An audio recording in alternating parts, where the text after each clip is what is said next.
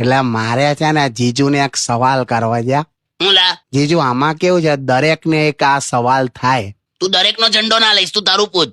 એટલે જીજુ મારે એવું પૂછ્યું છે કે જીવનમાં ભાઈબંધો મહત્વના છે, પ્રેમ મહત્વનો છે કે પૈસો મહત્વનો છે? જો આ ત્રણેયનું કોમ્બિનેશન ને મેનેજમેન્ટ તને કહી દઉં. ખભા પર હાથ મૂકે અને હૃદય હલકું થાય એ ફ્રેન્ડ, અને ખભા પર હાથ મૂકે ને ખિસ્સા હલકા થાય એનું નામ ગર્લફ્રેન્ડ. સમજો? જીજુ જોરદાર લાયા તમે. અત્યારના જમાનામાં કોઈ એકથી ચાલી જાય એવું નથી. ફ્રેન્ડે જોઈએ, ગર્લફ્રેન્ડે જોઈએ ને પૈસોય જોઈએ.